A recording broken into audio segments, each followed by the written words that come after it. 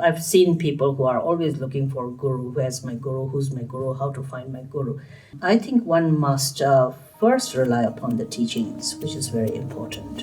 There are many teachers that you should receive teachings from and understand. There's a sort of a natural clarity that comes in your mind that this is the teacher that I'd like to follow. These are the teachings I would like to accomplish.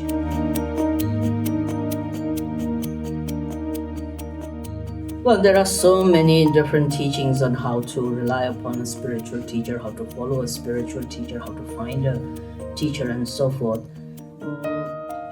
We live in very difficult times today.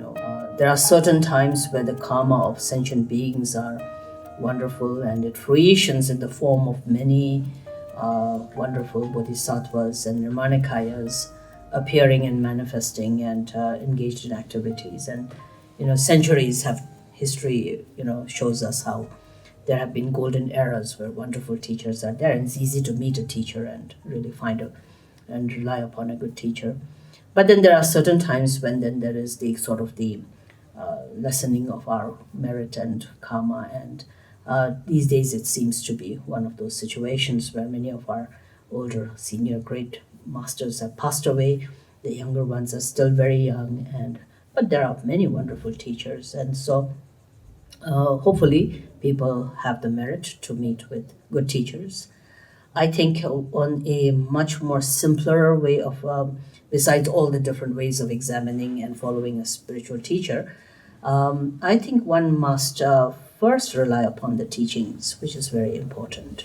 People find the teacher and then the teaching. Then it really doesn't equip you very well with how to rely upon a teacher, or how to look at a teacher, even how to benefit from a teacher. Some people are very lucky that the teacher teaching both work very well and it benefits you. But in some cases, again, it can be a little bit problematic as well. So it's good to first study a little bit, receive a lot of teachings, listen to teachings, receive teachings without immediately going into formalizing any kind of a relationship. I've seen people who are always looking for a guru. Where's my guru? Who's my guru? How to find my guru?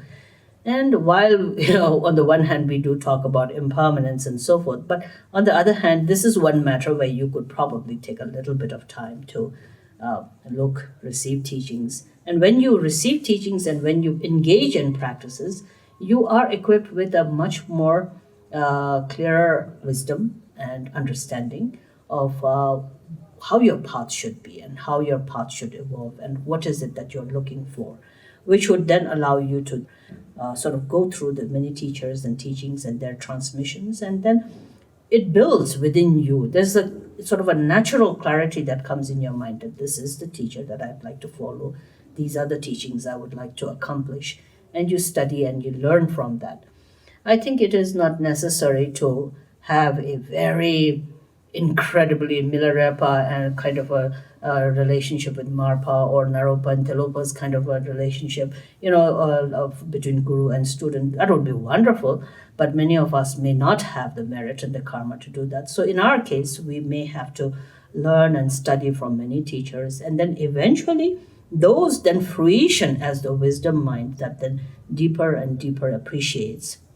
So you could receive from many, or you could receive from one, and eventually that will give you the wisdom, the knowledge and the wisdom that will allow you to make a much more formal commitment of a root teacher and a root student's relation. But prior to that, there are many teachers that you should receive teachings from and understand, and that at that moment it's not necessary to sort of have that very formal and sort of intense connection or relation.